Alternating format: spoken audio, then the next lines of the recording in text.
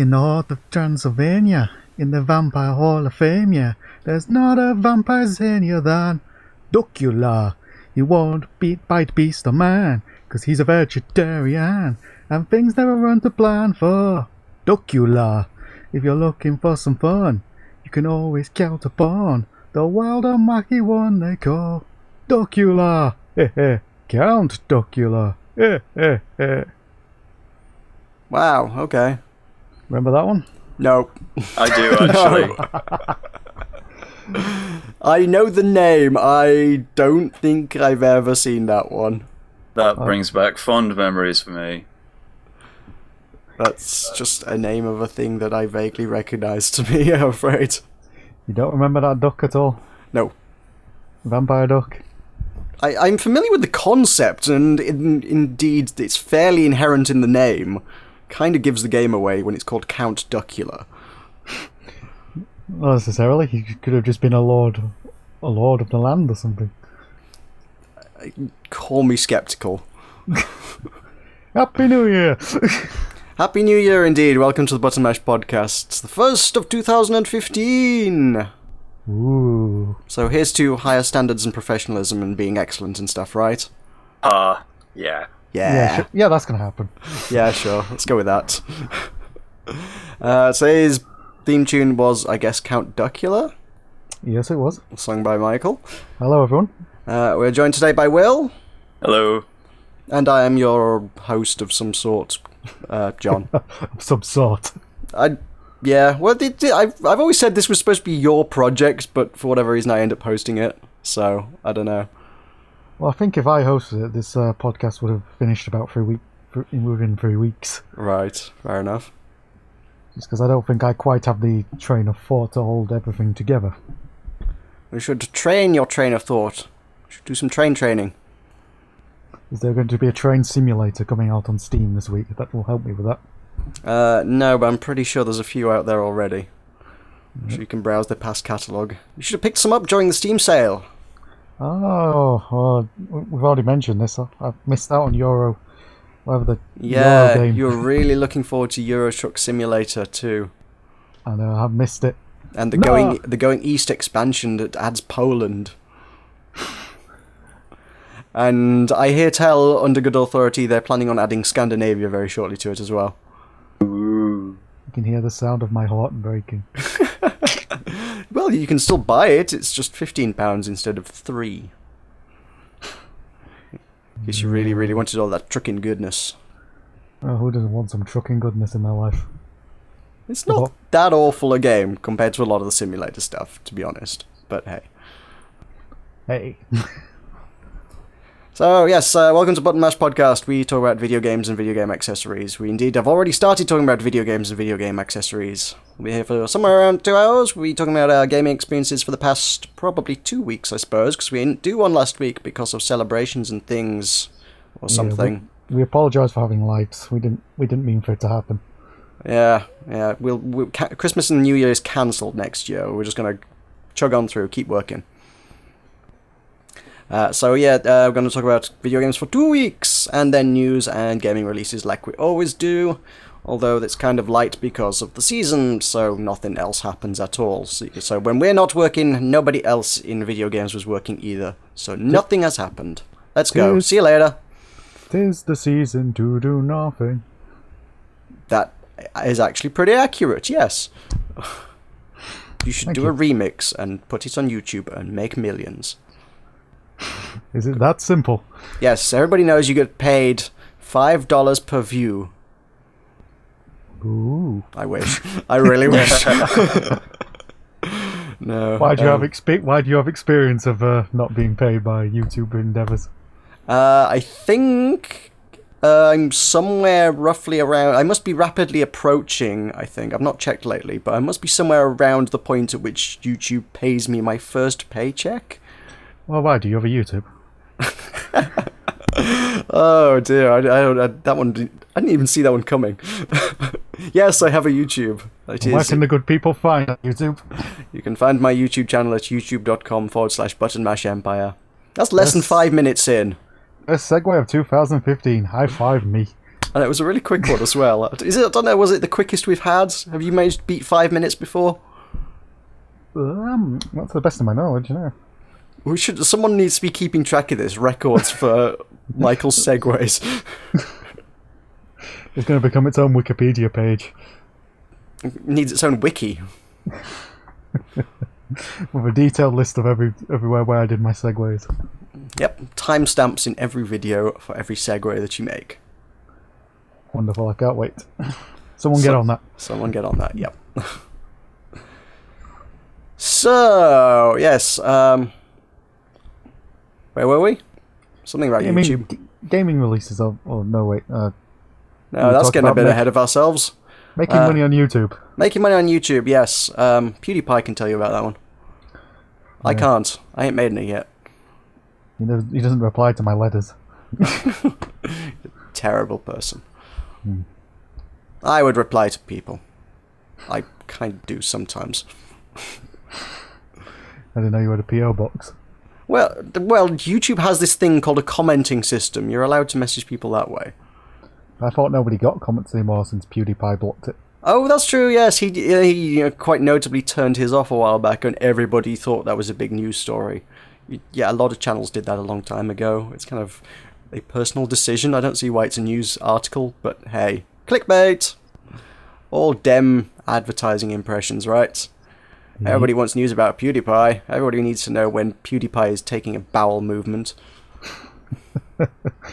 I can't sleep at night until I know. Well, stay tuned to Polygon. They will be quite happy to tell you. I'm quite sure. Shall we get on with it then?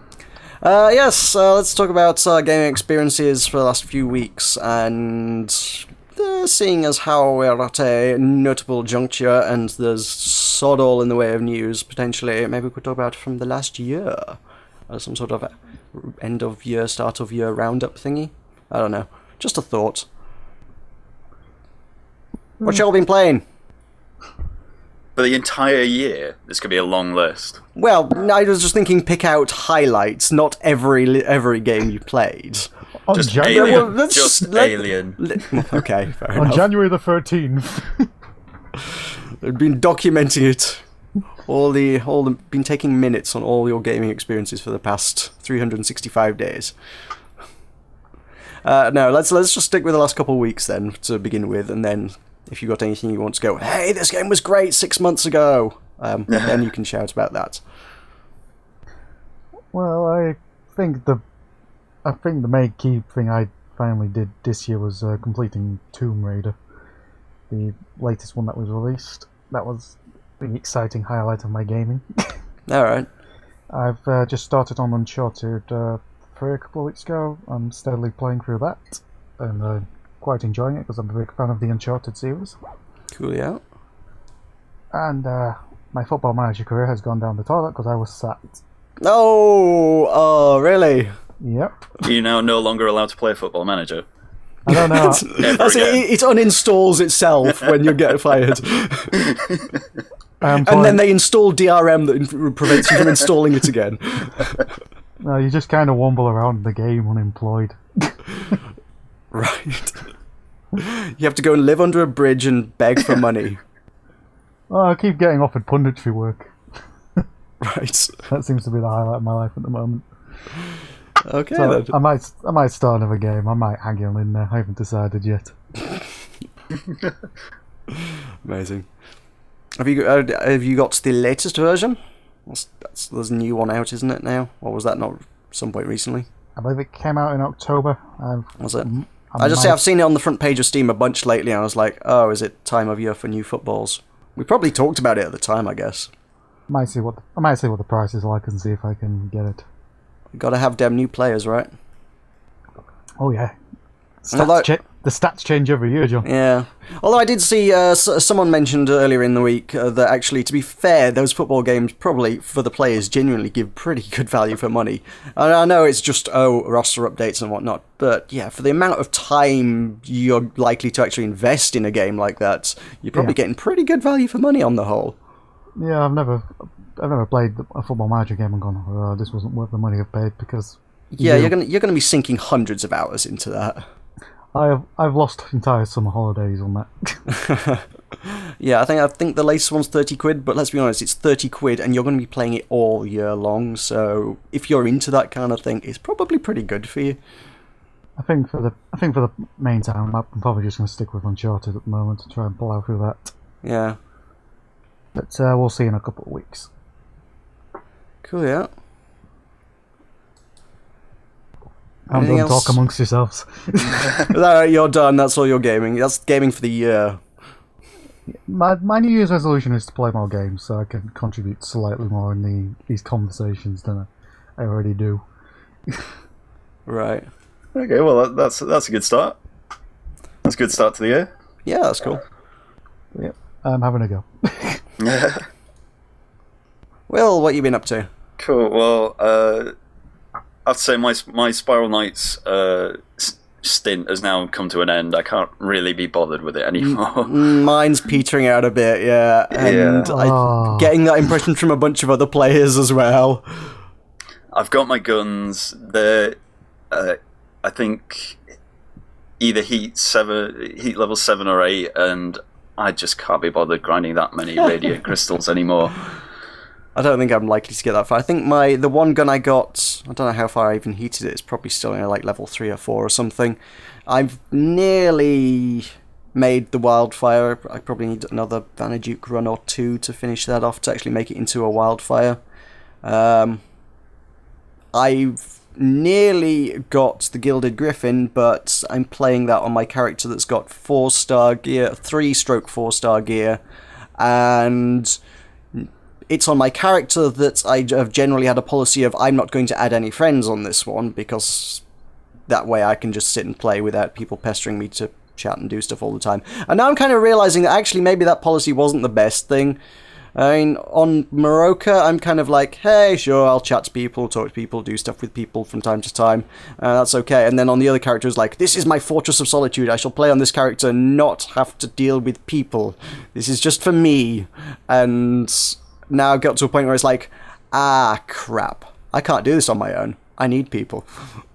No, I think you can get up to Romulus twins on your own quite easily. Maybe not so much the Jelly King. I think that's a bit, in 3/4-star gear, that's a bit tough. I did it. It cost me 5 sparks of life. Yeah.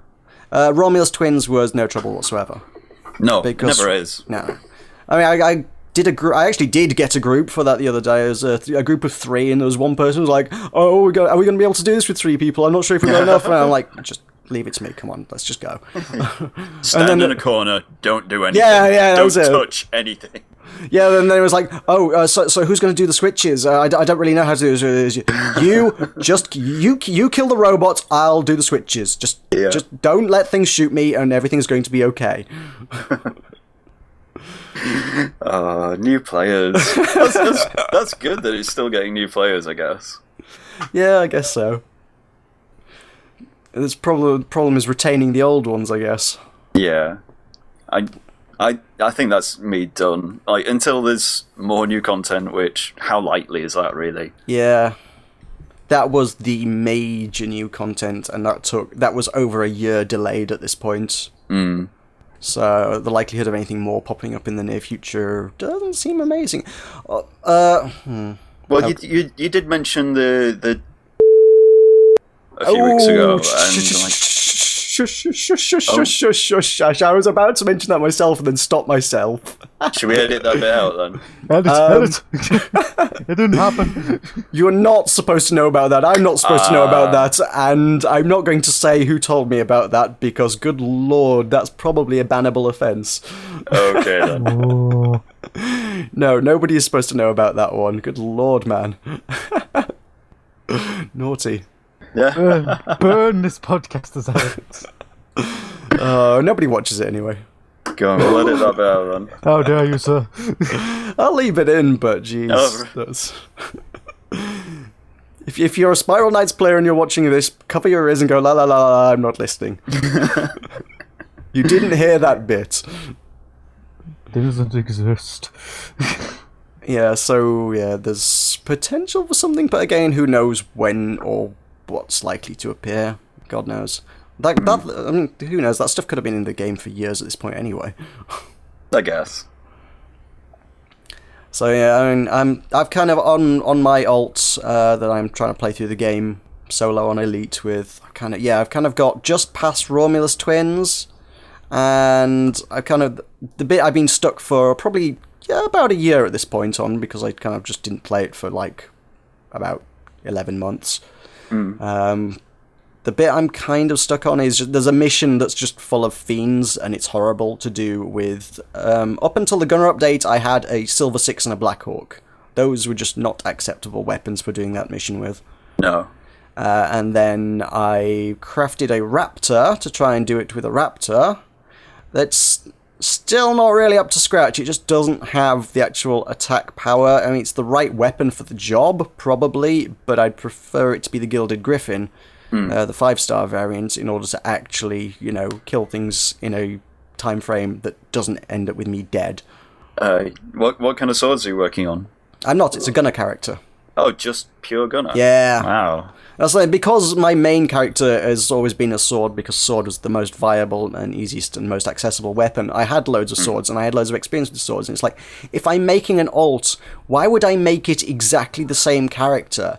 And, well, I hadn't got a lot of experience with guns, so my alt was like, well, fine, I'm going to make it into a gunner specifically, so that it's a different character with a different playstyle. And it's not necessarily working out too well for me. No, even with all the new gunner stuff. It's crafted. Are you doing any armors? It's yeah, I would like the new armors, but it's getting it crafted from that perspective of a low-level character. Where do you get the resources to craft all that stuff from? Getting the orbs together. I mean, yeah, I could drop a load of energy on it, I guess, but I'd prefer not to. I've not really had to deal with that, because I already had everything I needed from having played, over a year ago. Yeah, I know, but I haven't even needed to buy anything. Yeah, I know, but you're carrying on the same character. When we're talking about on another character, my other character doesn't have access to those orbs of alchemy. It doesn't have access to those fire crystals, and just everything else. Yes, materials and stuff I can swap between characters easy enough. That's no problem if I'm short of any actual crafting materials. But it's getting the orbs of alchemy or whatever, or the energy to buy the orbs of alchemy. The money to buy the energy to buy the orbs of alchemy, which is a ridiculous and convoluted process. Yes. It's basically I've got the old 3-star gunner armor. I've got 4-star neutral helmet, like the spiral sallet kind of thing. Whatever it is, the cobalt line. Oh yeah. And then I've got my 3 guns. Oh, and I've got a 4-star heavy plate shield. Okay, that's an interesting choice.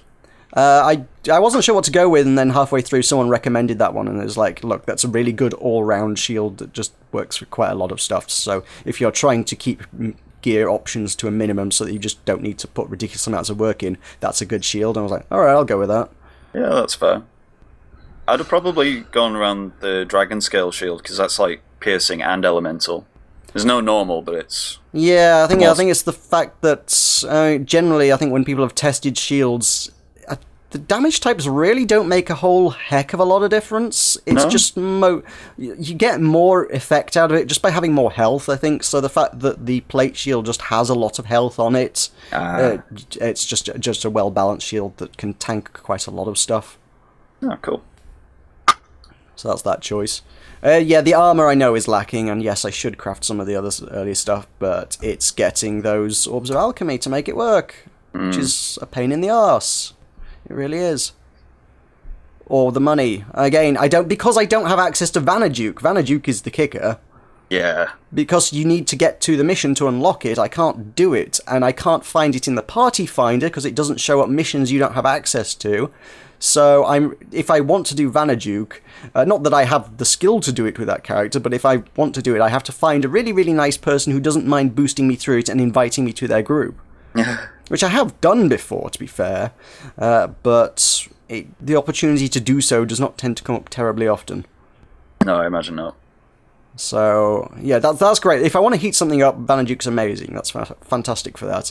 If I want a bit of money, if I want some nice orbs, if I want fire crystals, it's great for shining fire crystals, which is great when you're working on 4-star gear. Vanaduke's great. I just can't get into the bloody thing without other people's help. So, yeah, that's slow progress. And when the Gunner update came out, I was like, I'm going to make these videos with this character every Sunday. That was 3 weeks ago now. I ain't done another video since. Because I can't do it until I've got that Gilded Griffin, and it's just such an uphill battle that I just don't feel motivated to do it. Oh, I can see that. It's just like, I want to do this, but it's just such a grindy faff. It's not even a weapon you'd want to take into Romulus or Jelly King, because most of the enemies are resistant to piercing. This is true, but honestly, Silver 6 does the job perfectly well in there. I'm not too bothered about them. The Fiends are the bane of my life on that character, to be honest, so having a nice 5-star piercing weapon would be fantastic. Plus, at some point in the very near future, there is one of the game's wonderful hard gear gates that just says, look, unless you are in all 5-star gear, you ain't going any further. Oh, I forgot about that. Yeah.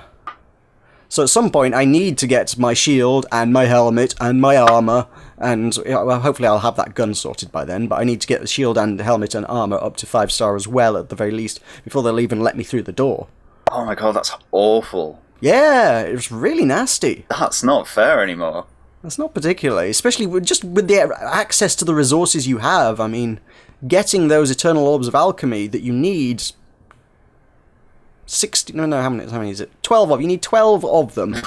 I don't remember if it gives you 3 before then as part of the missions, but you need 12 Orbs of Alchemy, minimum, to be able to get through that gate. And the most you actually have access to be able to do those is really the arcade. It's not a great place to do them, unless you get really good with an arena. And then you're not really geared for an arena, especially not a deep arena. No. Arenas are tough at the best of times until you're well geared up. Even in 5-star gear, I stayed away from them for a very long time until I, got decent at the game. I think I've always enjoyed arenas, but you just kite everything. It's really cheaty, spammy kiting. Yeah, well, it's the finale of the third room that's kind of the kicker. It's just a ridiculous amount of enemies, spikes all over quite a large amount of the floor, and usually a few healers in there for good measure, just to really mess with you. It's awful when they've got the missile puppies in there. I forget what they're called. Oh yeah, the rocket puppies as well. Yeah, they're awful in there. If you get sometimes it'll just spawn like 8 rocket puppies as well. And it's like, you've really got unlucky. to be kidding. Yeah, that's horrible. Yeah. And then sometimes they'll give you a room full of robots that all have shields, the Mecha Knights, and it's like, oh, you can't just send a shockwave through it with a shockwave sword, because the shield, one of them pops a shield and it just stops the wave, and it's like, Those third rooms, those can be kind of nasty. But again, if you're well geared and decent at the game, it's not too bad. It's just there are the potential for some nasty combos in there. No, I definitely wouldn't recommend it for your gunner character. That would just no. awful. I would get destroyed in there. It's not a viable option at all. No, especially versus those Mecha Knights. That's soon as you get one shot off, every one of them will put up their shields. Well, it's not too bad, because if you've got something like, in my case at the minute, Silver 6, I guess you'd prefer to have the Argent Peacemaker, but if you had the Silver 6, you generally pop one shot, it throws the shield up, and then you don't fire off the rest of the clip, because, well, it's got its shield up. When it puts its shield down, it's got a bit of a cooldown before it can do the shield again, so at that point you then fire off the clip, and usually around shot 6 or something it'll throw up the shield again, which gives you a moment to reload your gun and get the next clip off. So it kind of works out alright with the Mecha Knights. They're not too bad. I wouldn't want to deal with a crowd of like 20 of them though. No. We're talking about 1 or 2 here or there in the Romulus twins. Trying to deal with that arena room of them, which would be nope. Do not want. So yeah, and I can't help but wonder how much longer I can keep going with Spiral Knights as well. I know the problem is a well over half, many of the people subscribed to my YouTube channel are subscribed for Spiral Knights, which is a large part of what keeps me actually playing the game at all. I think if that wasn't the case, I probably would have quit a long time ago. Are you I've saying been the same you're not boat. a Spiral Knights fan? Sorry? Are you saying you're not a Spiral Knights fan? I was a Spiral Knights fan. I still am. I mean, what are we looking at this point? I'm looking at 1,039 hours in the game. I think it's hard to clock at 1,039 hours without being a fan of something. This is a very good point. I just think I'm. It's neat. I think I've gotten my fill. Maybe. It's like I say, it's with the same thing as a lot of veterans. It's like I've played it to death. Everybody else has played it to death, and well, the Gunner update. It was like, hey, new toys. Many of them are really, really similar to toys that were already in the game. It's not a dramatic change. Battle sprites added entirely new mechanics. The dash and shield bash completely changed how fighting in the Clockworks work. Those were interesting changes. Adding compounds added entirely new content to the game. This is not new content. This is, unfortunately, the Gunner update is 90% of it is just slight variants on stuff that already exists. So it's very novel for 5 minutes, and everyone's like, hey, look, this gun that used to shoot electric, there's now one that shoots fire instead. It's like, ooh, look how fun. But does that really change how you're going to play the game? Is it going to add 1,000 hours more content to the game? No, it's not. You're going to craft it, you're going to spend a few days, maybe a few weeks playing around with it, going, hey, this is slightly different. And after that, you're going to put it down and go, right, now, so, there's still nothing to do in the game, is there? It wasn't suffering from a lack of weapons. As the Spiral Knight's arsenal of weapons has always been a very healthy selection. That's one of the strong suits of the game, the fact that you've got so much variety in the game in terms of ways to kill things. The problem is putting things in the game for people to do, because randomly generating floors still only has a certain amount of appeal before it kind of becomes samey. No, there were a few days where I was umming and ahhing about it, and all I was really doing was just feeding my sprite. Right. Because I still haven't leveled that all the way up, and I don't even have the resources to do that. Right. I think I've just maxed mine out. I can't find any abilities my sprite doesn't have, and it's like level 100. I mean, I've leveled it up like 5 times since, and I thought level 105, well, theoretically 105, was the max. It stops counting at 100, but you can keep doing it until you've got all the abilities. All right. And I've got all the abilities as far as I can make out. I can't find any abilities on the list I don't have, but my sprite can still be fed. And it's like, well, what? Does this not stop? Does this not end? Where does this go? What happens if I level it up again? I like that. You just don't need any more sustenance at all. That is it. It shouldn't. It's a living thing. Feed it. It's a robot. You're a horrible human being, Jim.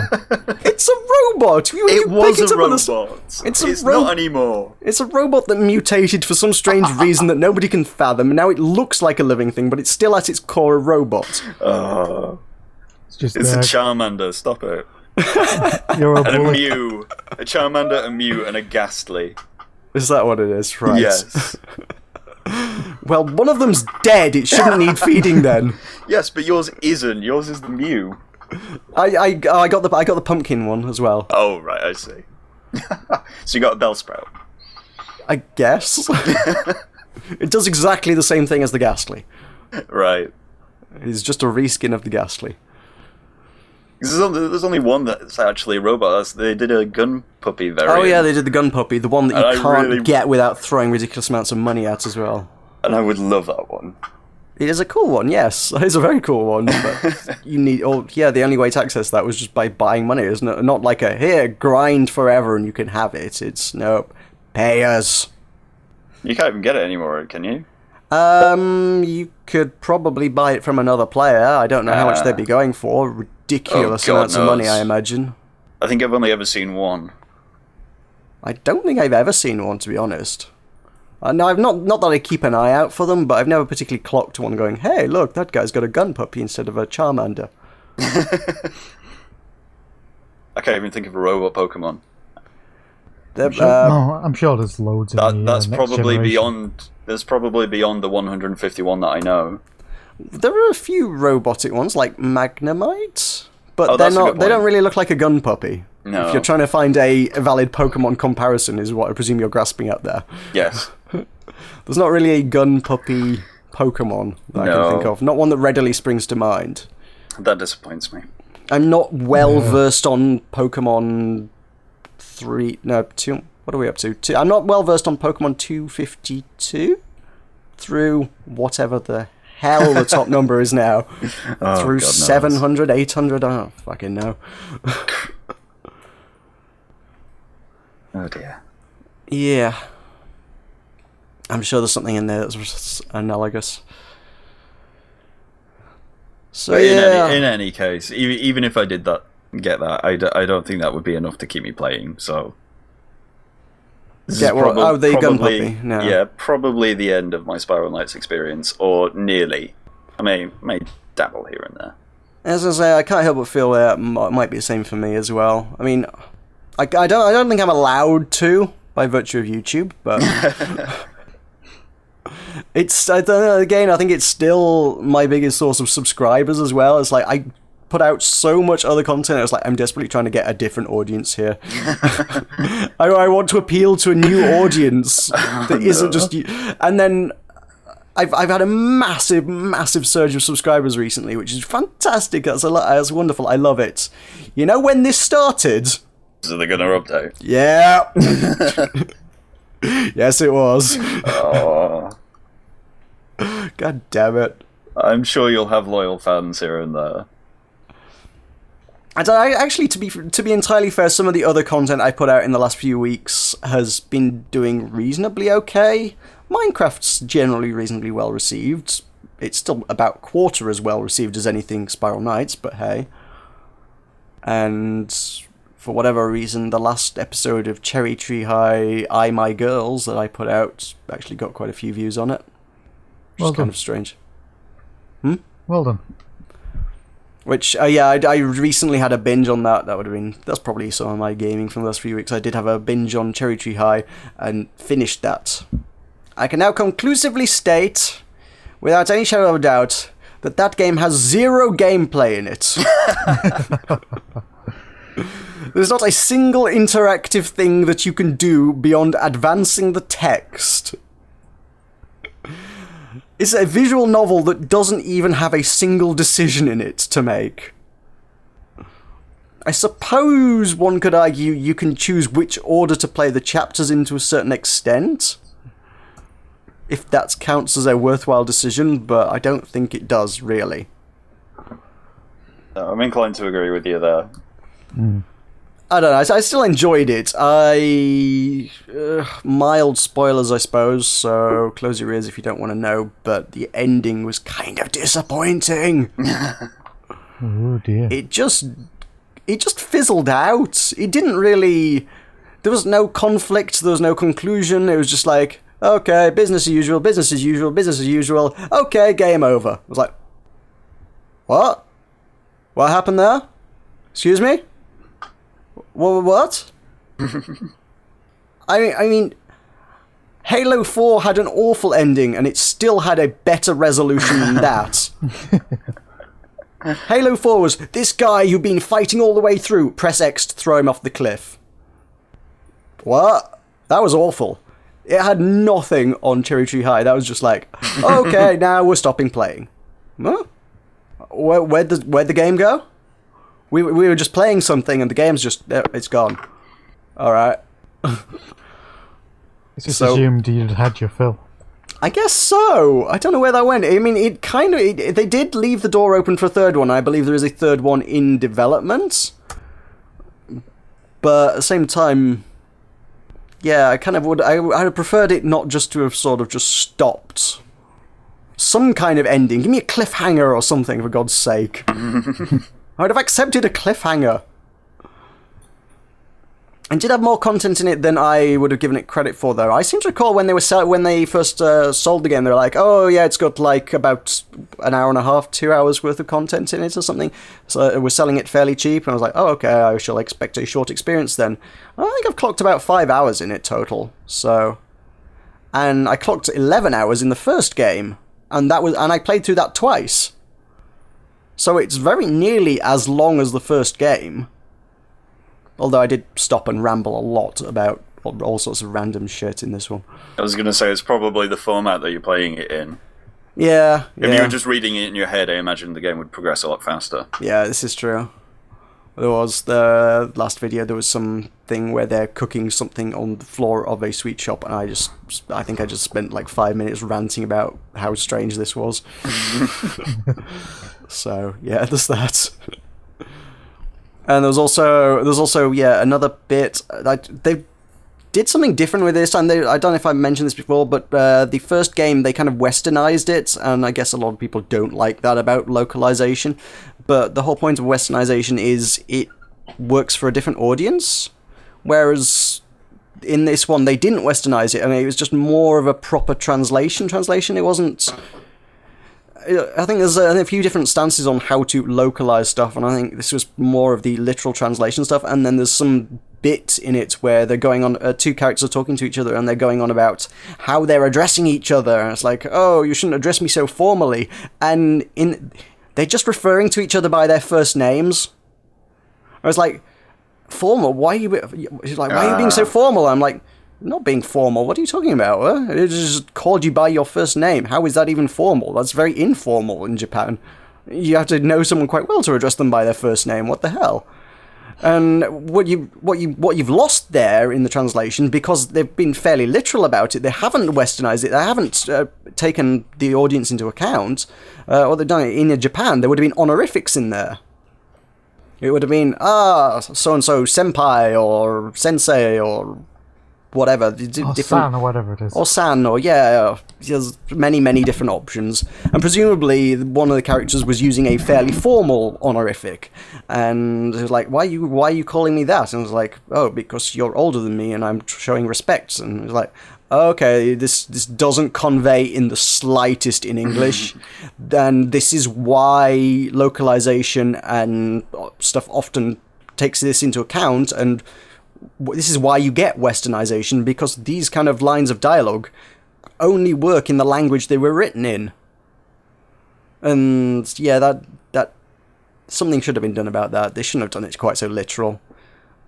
I get some people probably like that, but in this case it just didn't work. I think there's a reason why westernization happens, and I think in some cases it needs to. In this case it did. So that was the thing. Okay, well, I guess while we're on the lines of storytelling games, I've been playing Telltale's The Walking Dead Season 1. Oh, yes. Because we've mentioned that a few times. And once or twice. Yeah, and I thought I'd give it a go, because I'm a big fan of the series. I've read a few of the comic books. And, it didn't disappoint. It did in some respects, but in... More in the gameplay than the actual story itself. The story itself is pretty cool. It gives you a lot of options between what you really want to do to survive, how you want to direct the group and influence people. Mm-hmm. That's pretty fun. I am doing a second playthrough of it because I'll spoil my ending at least. I ended up with my arm cut off and bleeding in the back of a jewelry store. Well, that's how everyone's to go. Yeah, that's how my survival season 1 ended. Right. So I'm doing it again because I imagine I can get a much better ending than that. Yeah, it seems like there might be better outcomes. So that your first time doing the Telltale format, then, is it? Yeah, I don't know what I expected. I don't know what I expected, but it's fun. However, the actual gameplay, walking between destinations, is really slow and janky, and I think it could have been neatened up a lot. Mm-hmm. I think it took too long to get to different places over a relatively short distance. It made the gameplay a little bit frustrating. Other than that, it's I guess the core of it is choosing the dialogue, and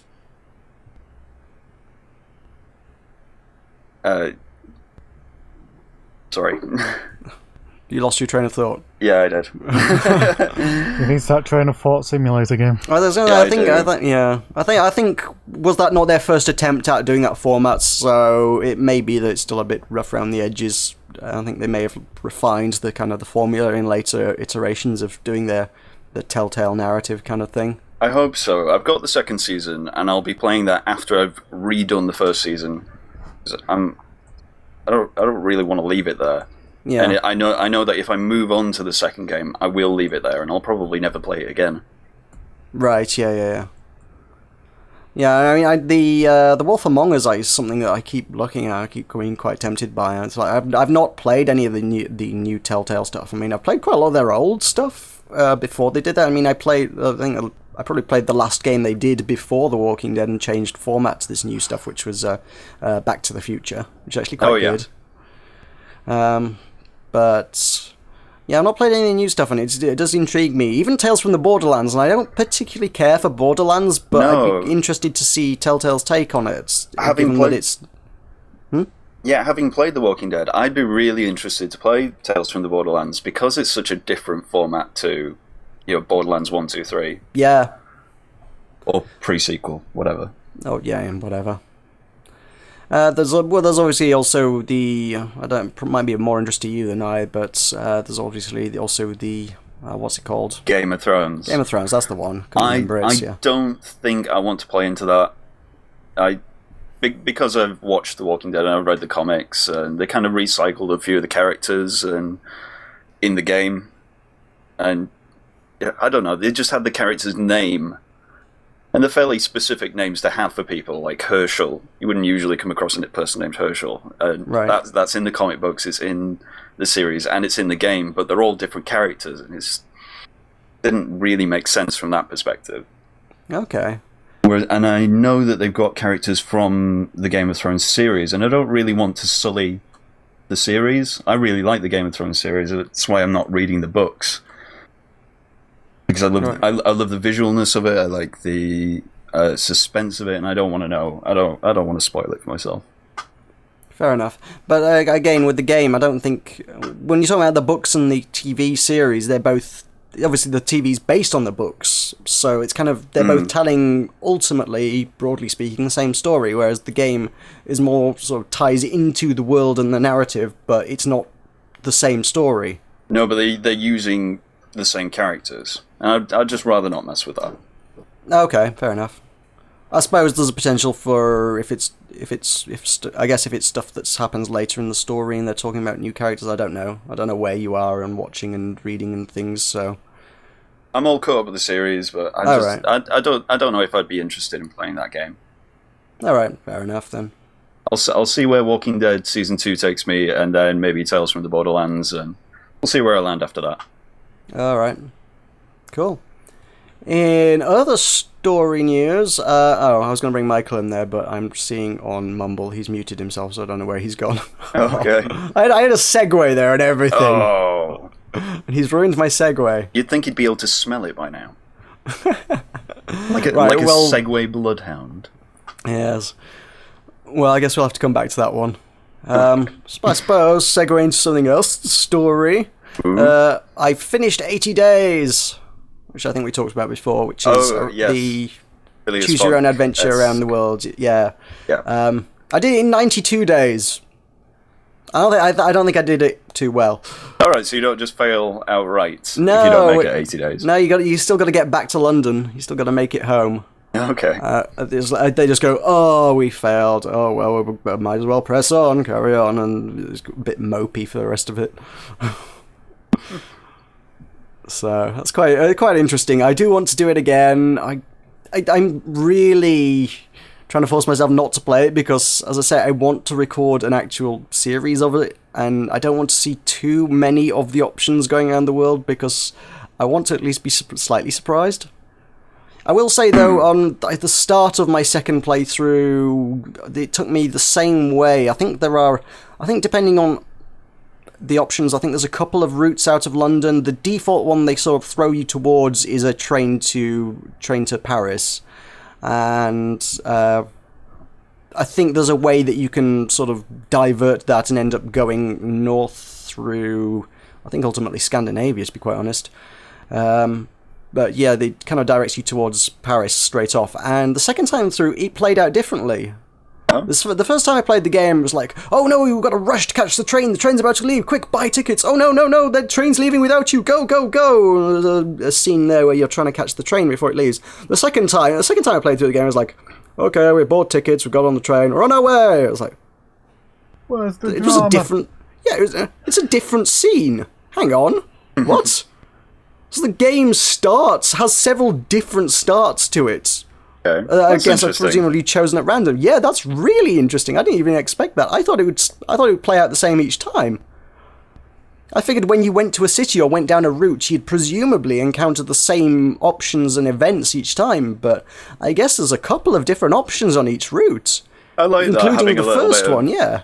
having a little bit of uncontrol about everything. I think yeah. that's maybe what Telltale games could include in future incarnations. I think that would work very well. Potentially, yeah, that would be quite good. I think there's something interesting to take from that. I mean, although I think with the Telltale thing, I imagine there's probably a lot more work goes into creating alternate paths and random options and things within their format than there is for something like 80 Days, where it's simply, here's some different text on the screen. Oh, I was really impressed at the amount of dialogue in Walking Dead. Even just subtle changes to conversation. It must have taken them forever. Anyway, since the man has returned, I can do my segue. I'm sorry, I had to leave for a brief second. I know, and I had a segue that was for you, and you weren't here to segue. Oh, I'm sorry, your soul must have died. It has. I'm distraught. I'm inconsolable at this fact. Well, let's see if we can do a ham-fisted attempt at getting it in. Well, talking about narrative experiences, me and Michael have been playing something quite story-based recently. Oh, yes. John. I introduced John to the world of Fiasco. Which you talked about playing a few weeks back on the show? I vaguely remember it. 2 or 3 weeks ago, yeah. Yeah, it's kind of a tabletop thing, but it's more just... I don't know how to describe it. It's a really weird one to describe. It's mostly just talking amongst yourselves. I would describe it as tabletop meets role-playing. I think it's probably the best way. Yeah. It's a strange thing. It was an experience. So yeah, they give you this scene. Our scene was on board a cruise ship of some sort, and that was the Titanic 2 or something, wasn't it, basically? 1930s cruise ship, yeah. 1930s cruise ship, which was alluded to be, but not entirely, the Titanic. It was something very similar. What was it? It was the Gargantuan or something. Something along those lines, yeah. Something very similar to the Titanic, yeah. And yeah, you kind of end up getting assigned various roles and relationships with each other. So I was old Chumbucket the pirate for some reason. On a 1930s cruise. On a 1930s cruise ship, yes. Why not? I was Salty McGuinness the captain. And who were the other guys? We had Sir Cameron Rose and a private detective whose name escapes me. Well, you did better than I. I couldn't remember the name of Sir Caledon Rose. Yeah. So we had a private detective, and my relationship with you on the ship was, who are you and why are you in my closet? It's not specified who's in whose closet. And it didn't really play into the story all that much. It was just more our introduction. Well, we had the mutual goal of getting revenge on landlubbers. Yes, yeah. That didn't really work out either. I crashed the boat into an iceberg on purpose. Yes. Then Hitler showed up. Hitler did show up for some reason. I can't remember who introduced Hitler. I know I killed Hitler with a sacrificial dagger that we were trying to steal because it was valuable. Which was an interesting scene. Which then turned him into a sea monster. yes, by spilling blood on the blade of the sacrificial dagger, we did summon the god of the ocean. Which I tried to attack. Which we tried to attack. It ended very badly for everybody. No. Me and Sir Caledon Rose escaped in the one remaining lifeboat. Okay, it ended badly for me. Yeah, it didn't go so well for you. Oh, well, but did you enjoy it, John? Yeah, it was fun actually. I quite enjoyed that. I wasn't totally sold on the idea at first because it was one of those, you've got to be quick-witted and think on your feet and sort of do some sort of impromptu. It's kind of, there's a little bit of whose line is it anyway in there. Yeah, it's very improv.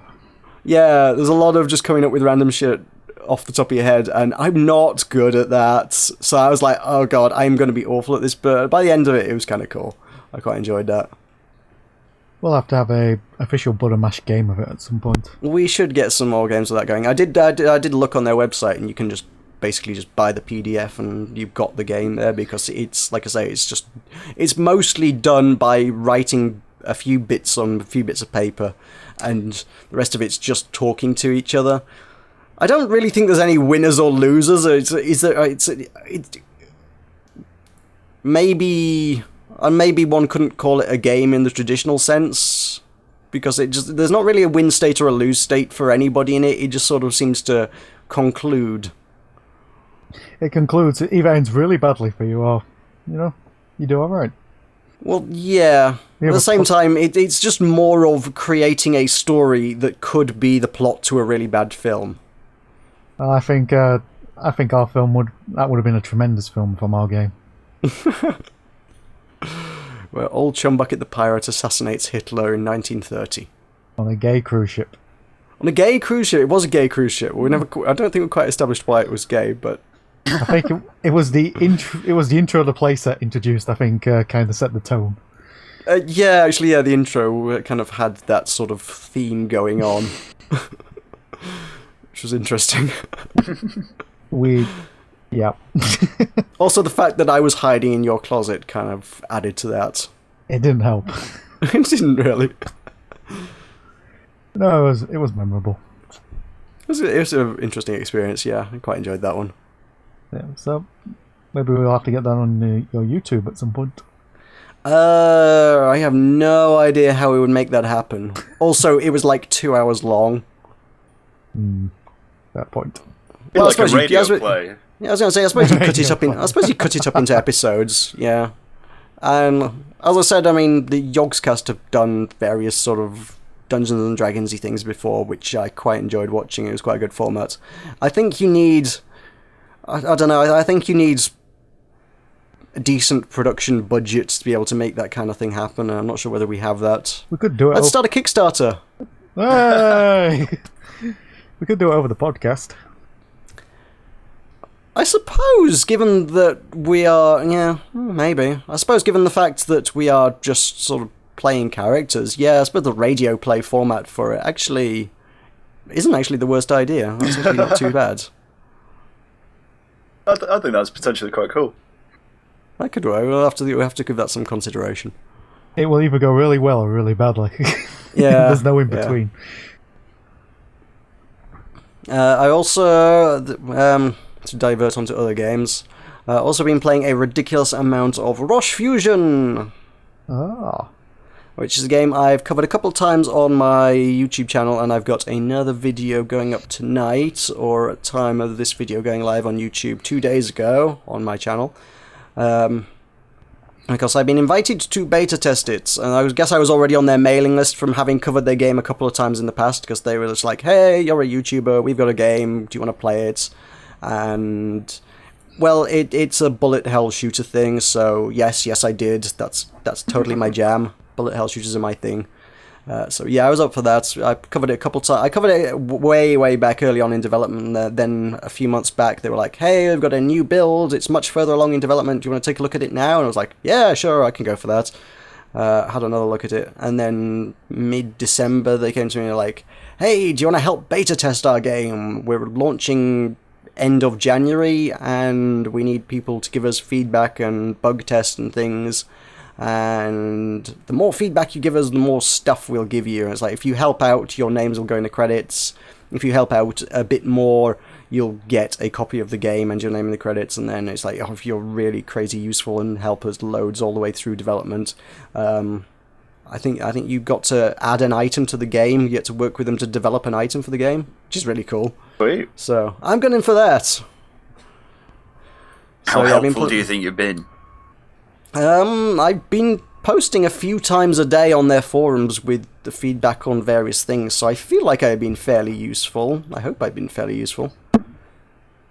It's kind of got roguelite elements, so it's kind of one of those things where each playthrough is different, which is kind of cool. So there's 6 different ships, they all play differently, and then there's a ton of upgrades, which you kind of get you kill a bunch of stuff, and then you get a choice of 3 upgrades. It'll present 3 upgrade options for you at random, and they're all pretty varied. Some are defensive, some are offensive, some are passive, some are active. You have to press a button to activate them, and most of them, not quite all of them, but nearly all the upgrades generally tend to change the way you play fairly dramatically. And it generally makes some very interesting experiences. There's one run I had earlier today, or I set a reasonably high score. I was on a ship that's, by default, it's got probably more firepower than many of the other ships. And I was just kind of looking for, I was hoping for upgrades that gave me even more firepower, because I just like shooting lots and lots and lots of bullets and killing all the things. All the options I got just came up with like really defensive stuff. So by the end, I had extra armor on my ship, I had fast charging shields, and then I had a phase shield, which means if I get hit, I go invisible and invulnerable for a couple of seconds or so. And I was really, really struggling to kill anything, but nothing could kill me. It was just kept going because I could just tank so much damage because I'd got all these really defensive upgrades. And then I had a swarm of flying robots that fly around you and eat anything that comes near you as well. So there was that. And then I think a repulsor shield that pushes enemies away from you if they get close to you. And it's like, this is like super defensive ship, but I can't kill anything at all. It's crazy. I just had one active ability, which was like a massive laser that shoots in front of you and wipes out pretty much whatever it hits. I was like, I was just relying on that. It was like every 7 or 8 seconds or so that finishes its cooldown and you can use it again. So I just like fire the laser, clear out a massive chunk of the screen, and then I wouldn't be able to do anything other than just dodge things for like 8 seconds and then use the laser again to kill everything again, which was an interesting experience. So that's gonna be out late January, and it does seem like there's a few issues they do need to iron out first. They're having real trouble at the minute with Xbox controllers, or indeed any controllers, because they apparently don't have an Xbox 360 controller in the office. It's like, that's the most common gaming controller, and this is a shoot 'em up. It wants a controller to play it. It would be horrifying not to have that. I couldn't imagine playing that on a keyboard, and they don't have any way to effectively design for it and integrate it and work with it well. So a lot of it for them is mostly guesswork and then throwing it out to the beta testers and going, hey guys, does this work for you this time?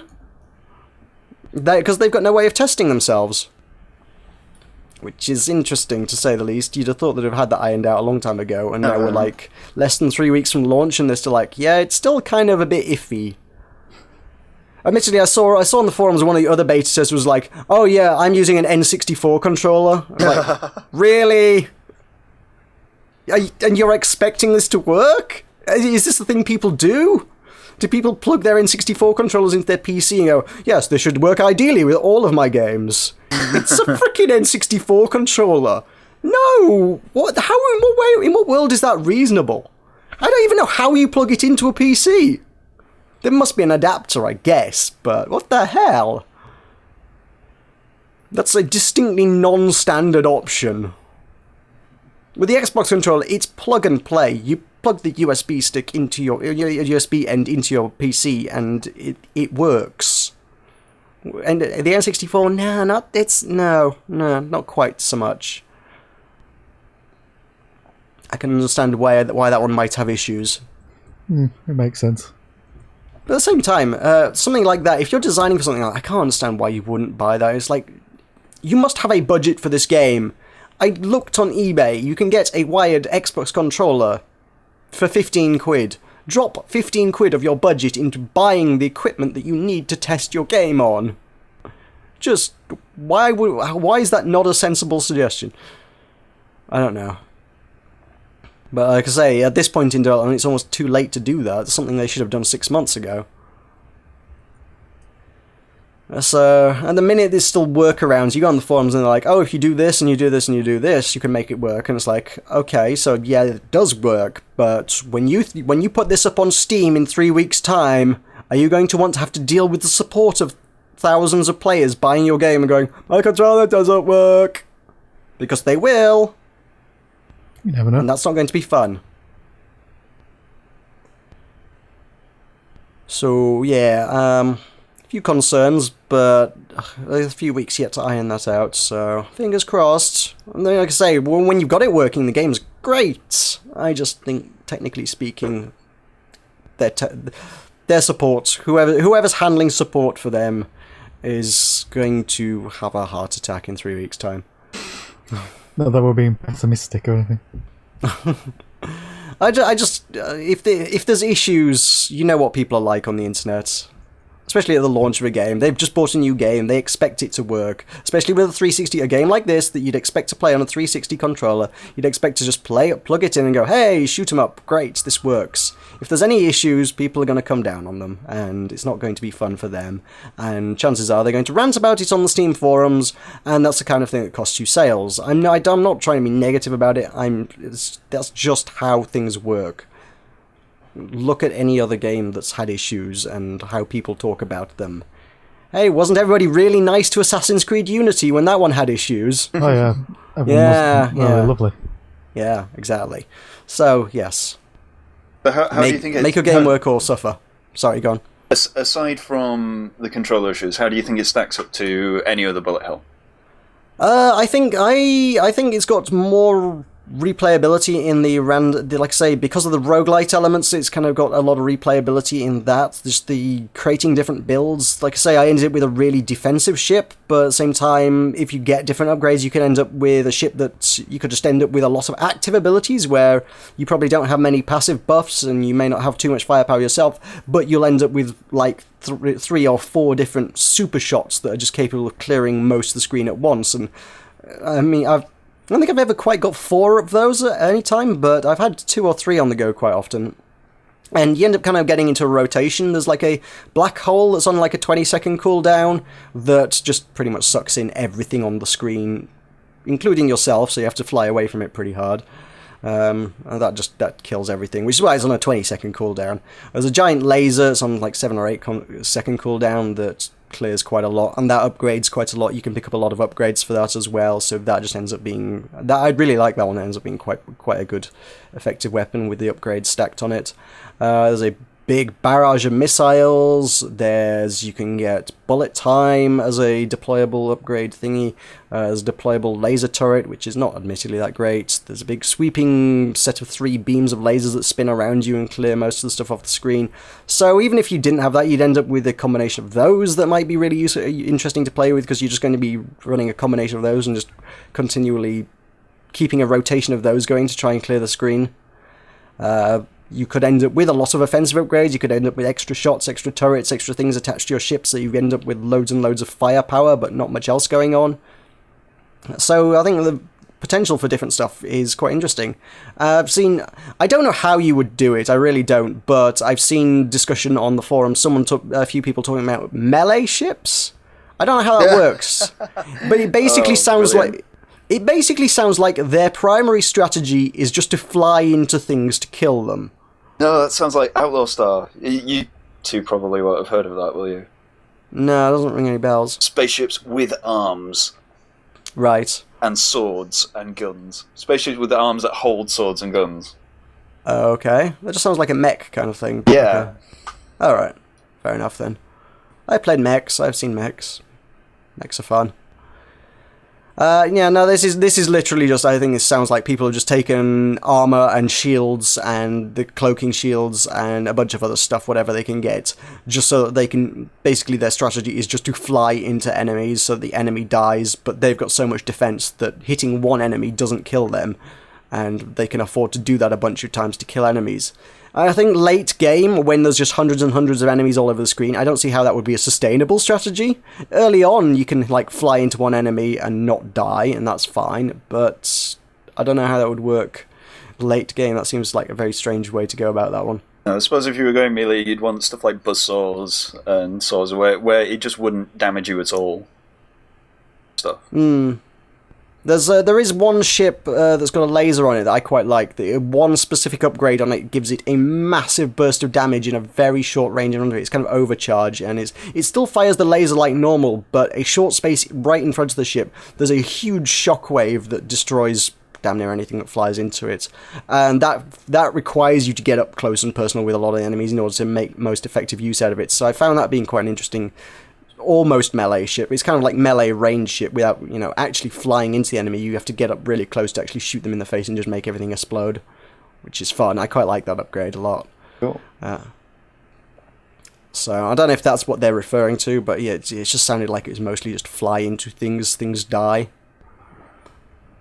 So I think it's got the replayability there, but I don't know. Most other shoot 'em ups generally sort of seem to have some sort of actual progression or story. They seem to have discrete levels, maybe.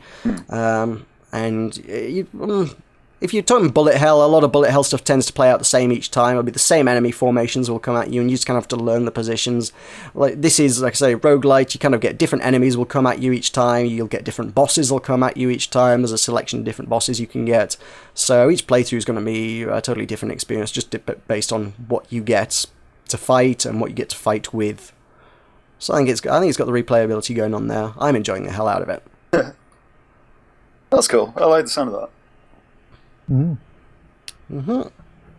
And I also played yesterday a little bit of Secret Habitat, which was an art gallery simulator. A procedurally generated art gallery simulator. Which is very strange and interesting. Go on, you've piqued my interest. It's it basically it procedurally generates an island, and on that island it procedurally generates a series of 99 rooms, and in each of those rooms it procedurally generates a handful of different artworks, usually within a sort of set style, and there's most of them are paintings on the wall. A few of them are audio-based things, various sound effects and stuff that are compiled to make something that might vaguely approximate music. But we're talking about works of art and works of music that have completely been generated through computer algorithms. Okay. As a game, I don't think it has particularly too much longevity or depth to it. I think it's just a really interesting concept to say, can you call this art? Nobody's actually made this. This is just a machine just pumping out hundreds and hundreds of works of art. Just like, here's some pictures, more pictures, more pictures, more pictures. Here we go, it's an art gallery. And nobody made those. Someone made the code that made those, but the actual works of art themselves were just sort of made via a computer algorithm. I've seen people take credit for much less. Many of the pictures did look like things that are like, oh yes, this is like one line, this is abstract art, this belongs in a modern art gallery. And then there were a few issues. It seems like quite a lot of them just generated completely black canvas, and it was like, is this it? Is this the art? This is a big black square on the wall? This is the picture, okay. So yeah, some of them are quite pretty, and then some of them are not, and then some of them just don't work. Which is just it's an interesting experience. It is it's $1 suggested donation on itch.io. So you can pick it up for free if you want and have a wander around. I did note that all the settings in the game don't save, which almost seems like they weren't anticipating anybody wanting to play the game more than once. Oh, dear me. Yeah. It was also made for a game jam, so maybe they were just in a rush and didn't manage to implement any way to save it. Well, them creators, huh? Yeah, yeah. So, also been playing with the Strangelands crew and some of the Tuxedo guys, which is another associated Minecraft server that sort of hang around with our crew from time to time. Town of Salem, which is a game that launched on Steam a few weeks back. I don't know if we probably mentioned it in the releases and stuff at some stage. Which is basically Werewolf. I think we've mentioned Werewolf before, haven't we? Yeah, well, obviously, Will has played that. Love it. You, Michael, abandoned us before we could, before we played that. But Will's played a game of Werewolf with us. Gorgeous. I bought my own set of cards. It's brilliant. Oh, cool. Where'd you get them? Amazon. Which set? Are they the sort of weird? The square ones. They don't look like yours. They're kind of Yeah, I was square. going to say, is it the Max Temkin set, or are they kind of a Ninja Throwing Star kind of shape? No, just square. Oh, okay. Then I have no idea. Those were the only two sets I was aware of. I didn't know there was any others, so okay. They got a few variant characters. I think instead of the seer, it's the fortune teller, or something like that. Right, sure. Yeah, yeah, it's pretty much the same game. Yeah, Town of Salem is kind of basically that. Obviously, you don't need a DM because the game is the DM. And I don't know, I'm not totally sold on it. I feel like if it was done with a group of people who all knew each other really well, it'd be great. If you could get a group of 15 people together, because it's a 15-player game, if you get 15 people who all knew each other to play the game, that'd be fantastic. But the fact is, most of the time, you are just playing with random strangers online. Right. And that kind of sucks. Yeah. And a lot of the stuff that works well in Werewolf doesn't translate. I mean, part of Werewolf is you can see who you're talking to, you know who you're talking to. This one, it's really big on anonymity. You have to create a pseudonym for yourself before each game. Because this being the internet, people are complete dicks and like, oh, I remember you from the last game. You were the Mafia. Who cares that you might be on my side this time? You screwed me over last time, so I'm going to get revenge on you and lynch you just because I don't like you. And it's like, that's not in the spirit of the game in the slightest. And I know people are like, yeah, I would totally do that. And it's like, why would you do that? They're probably on your side this time. That's not a good strategy or a reasonable or sensible thing to do. And it's absolutely not in the spirit of the game. So, yeah, it forces you to pick pseudonyms just so people can't be dicks. Because they will be. It also I think it overcomplicates things because it tries really, really, really hard to make sure that everybody has something to do. In Werewolf, a lot of people are just villagers. You get the chance to discuss during the day. You get the chance to nominate people to be lynched during the day and stuff. In this one, everybody has a role. It creates so many roles. There's some roles that stop other people doing stuff, and there are roles that are trying to kill people for no obvious reason. And then there are other people there's a jester role which tries to get itself lynched because that's its goal. The jester wins if it gets hung. Which is a role entirely unto itself. Bizarre. Yeah, you have to convince the people that you are worth hanging. But if you try and do it too much, you get some people who are really bad at it. Who are like, hey, round one, first day of the game, like, hey guys, I'm the Mafia, you should hang me. And it's like, well, you're not, you're the jester. We're not going to do that. Because the jester's power is once he's been hung, he also gets to come back and haunt somebody, and they will kill themselves out of guilt because they've been haunted by lynching the jester. Alright, fair enough. Which... Haunted for assisting euthanasia. Haunted for assisting in euthanasia. Yeah, it's a very strange thing. Then there's an executioner whose goal is to specifically get somebody else lynched in the game, regardless of what role they might have. You don't know that. It's just you apparently have some sort of grudge against this person and you are trying to get them lynched. If they get murdered in the night by a serial killer or by the Mafia or accidentally shot by the veteran or whoever, there's a veteran which apparently is just someone who carries a gun and you can just sit at night with your gun pointed at your door. You have to choose to do this. You get to use it 3 times. You basically just sit with your gun pointed at your door. If anybody visits you in the night, you will shoot them. And if you accidentally... I'm thinking of another role. There's a jailer that can kill people in the night as well, but if he accidentally kills a townie, he can't continue to do that. The veteran, I think, just gets those 3 nights, and if the doctor visits him to save him, or a bodyguard visits him to protect him during the night, or anybody visits him for any reason, even benign or otherwise, he will just shoot them in the face. So the veteran, if the mafia comes to try to kill him, or the serial killer tries to kill him, he will shoot them in the face. However, if the doctor comes to try and save him, he will also shoot the doctor in the face. So There's a lot of being shot in the face in this game. Well, there is for that particular role, because that is his job. His job is shooting people in the face. So yeah, it tries really, really hard to give everybody something to do, and I know a lot of Strange guys are loving it. I know Fixer has played, like, according to Steam, he reckons it's a lot of idle time, but Steam says he's played 70 hours in the last 2 weeks. Wow. Which is quite a lot, by anybody's standards. So a lot of people are really liking it. I'm not entirely sold. I think it's just too complex. It's a ridiculous amount to try and wrap your head around. Just too much. I'm just like, I have no idea what's going on, because at the end of each day it's like, oh, 3 people died in the town tonight, and this person was killed by this reason, and this person was killed by this reason, and this person was killed by this reason, and they've all left their final will and testament, which kind of gives us some information into what they've been doing throughout the game, and you need to use that to try and find out the information that helps you figure out who's... it's too much. I can't... I'm just stupid, I guess. I can't wrap my head around all that. Whereas Werewolf, it's just like, look, you guys are killing people, one person's saving people, one person can check if you're a bad guy, everybody else shut up and get on with the game. Which I like. Yes, I like that. It's a very social game, I love it. You can have a drink while you're doing it, and Yes. it's generally rather a laugh. And then that might be another one of podcast.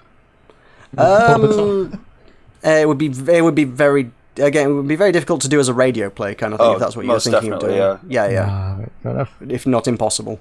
You'd probably have to play a game beforehand and then make up a story as it goes along. You'd have to interpret the game as a story. I guess. Maybe. Very strange. It could certainly be filmed and played. I mean, I think that's how I first came across it, as once again Yogscast doing that kind of thing. They just kind of filmed it as a one-off kind of filler non-content when they couldn't be bothered doing stuff. It was just something around like one of their Christmas parties. They'd bust out a deck of Werewolf, set up a webcam, and filmed them sitting around a table playing Werewolf. And I shared that with you guys on our Button Mash discussion page, and I was like, look guys, this looks really fun. Can we get a deck of that? And that's how we've ended up playing it, for Christ's sake. That's how I ended up buying a copy, and from there you've bought a copy, and that's why we like that game in the first place. So, yeah, it could work like that, and admittedly I don't think that was a particularly high budget. The issue with Werewolf entirely is just getting people to play it, because it's a minimum of 8 players. And ideally many more. As I say, Town of Salem works with a game of 15 players. I know Max Temkin's card deck is designed for up to 25 players, I think. So if you can get a big crowd of people together, it's great. At PAX East last year, we played Mafia, and because it was just all the volunteers and people working on the Indie Mega booth and stuff, we got a game, because Mafia is just the same thing as Werewolf. We had a fairly big crowd. There must have been somewhere around 15 people at the table, so that worked well enough. That was fine. But yeah, it's just getting the people together to do that. When we played at Button Mash, we barely had the numbers required to actually be able to play that. I think as soon as anybody left, we just had to stop, didn't we? If memory serves, someone left and we're like, oh well, now we don't have enough people to play the game. They were fairly short games. I imagine they could have lasted a lot longer. Oh, yeah, I mean, I think with 8 players, you're only looking at having one werewolf/mafia person in the town, whereas I think once you add a few more players, you can have 2 or 3 mafia or werewolves in the town. So that, yeah, they can sort of conspire, and your objective is now to clear out 2 or 3 werewolves, and it kind of gets a bit more challenging like that. So yeah, the games will go on a lot longer with more players, because there'll be more people to kill from the werewolves' perspective, and more werewolves to find from the townsfolk's perspective. So yeah, it'll go on much longer. 8's, like I say, just bare minimum. It's like the very, very basic you need just to make a game work. And many, many more is much recommended. So with larger groups, you can dip into the expansion, which I also have. Oh, cool, right, yeah. And they've got some interesting characters. Nice. So yeah, like Max Temkin's deck is, like I say, it has a lot of strange things in there that I think, like I say, is designed for. Those are designed for big games because there's one in there that is designed clearly to be played when you're drinking because it's the Town Drunk is one of the rolls. Which I don't think I've never felt like that was a particularly useful or interesting role, to be honest, but because it's, I think that what it is whenever you say anything, you are forced to slur your speech as part of your role, stay in character, and whenever you say anything, you have to take a drink. Which I think flags you up as being one of the townsfolk really, really quickly, and I think the moment you say anything, everybody's just going to be like, oh, he's the town drunk. As a werewolf, you can play that to your advantage. Be a drunk werewolf. I don't think there's a drunk werewolf option. No, but if you act like you're the drunkard, then... Oh, Christ almighty, I hadn't even given that any consideration. What the hell? Oh my. Well, let's just turn the game on its head. That is really interesting. That's why we like the game. Yes. Yeah, I hadn't even considered that you might be a werewolf pretending to be the town drunk. That's amazing. That's a great idea. Oh my. Yeah, that's something. Yeah. We totally need to organise another game of this sometime. We do. Oh, we need to get some town drunks in the go. Yeah. I don't think that'll be difficult for us. Yeah, no, fair enough.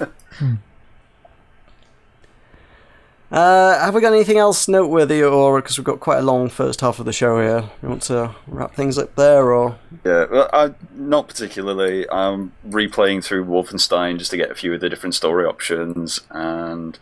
Which one's that, the New Order, or? New Order, yeah. Right. It's interesting getting you get to choose quite early on in the game a character to die, and it's quite a prominent character throughout the rest of the game. Whichever one you don't kill influences the story a little bit. And I'm also going through the Son of Sparta mode on the new DMC Devil May Cry. Right. I have no idea about that. It's the mode above hard mode. Okay. But fair enough. Neither of you have been playing that, so I imagine that's on deaf ears. Yeah, sort of your spectacle fighter type stuff has never really particularly grabbed me to any extent. I know a lot of people like that. Me, every time I play, it's just like, this is just. I've tried playing a few of them. I tried playing Darksiders at some point. I've tried playing some God of War. Those games are just not my cup of tea. They're just I don't find them particularly compelling. That's fair enough. I like my bullet hell shooters. They're my thing. There's nothing wrong with that. Nothing wrong. Alrighty. So we're going to take a break then, and we shall come back with some meager gaming news after the break, maybe? Cool. We'll be back after these messages from our sponsors. What a Mash Podcast is back. Welcome back to the Button Mash Podcast. We never did talk about our gaming experiences for the past year, did we? No, we missed that. We didn't. We kind of ended up rambling about a lot of other stuff, so hey, it all works out in the end. Well, it all ties together in a very uncoordinated ball. Yep. New Year's resolution broken already. Oh dear. Oh well. Let's do some news. And now, Buttermash gaming news and gossip. There's only one thing. I don't think it's gossip. I think it's just news. Buttermash, we're trying to kill time section. Yes, it really is. It's fluff filler news because nothing happens over Christmas. And this isn't even a video game. This is more. Actually, funnily enough, following up on the Max Temkin werewolf stuff, this is Cards Against Humanity, which was made by Max Temkin. So, Cards Against Humanity has made the sequel to Hawaii. Hooray. So I guess I don't really follow their antics too closely, but I guess they kind of do a end of year promo thingy each year. I guess in 2013 apparently there was 12 days of holiday bullshit in which you paid $12 for 12 gifts, and then this year they did the 10 days or whatever of Kwanzaa, where you paid $15 and got 10 gifts, which seems like less value for money, if we're honest. Just about. But whatever. So yeah, they ended up with making a lot of money out of that. 250,000 people paid that. So apparently they made a joke a few years ago that the money that they donated to the Wikimedia Foundation, if they could have bought a small private island with that. So this year they did. So they bought... Where the heck was this? Can't remember where it was. It's in Maine. They bought an island in the middle of a lake in Maine for $200,000, and they have divided it up amongst everybody who bought this year's promo thingy. So the island is 261,000 square feet, and there are 250,000 individuals. So they've given everybody who bought 1 square foot, and then they're keeping 11,000 for themselves. Yes. So, yeah, 1 square foot of an island in a place most people probably won't be able to get to. And it's Hawaii, too! Which is amazing. This is the weirdest thing I think I've ever heard in my life. Oh, I'm sure we've had worse.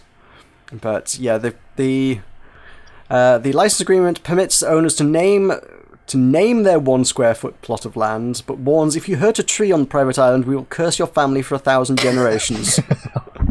Which is fair enough. It is yours to do what you want with, as long as you don't destroy it or break any laws on it. The company suggests activities such as sport, leisure, father-son bonding, and Henry David Thoreau for the wooded island. What I can't help but think is, yeah, there's a lot of forest on this, and trees are reasonably large. Yeah. Quite a lot of people are just going to get a tree.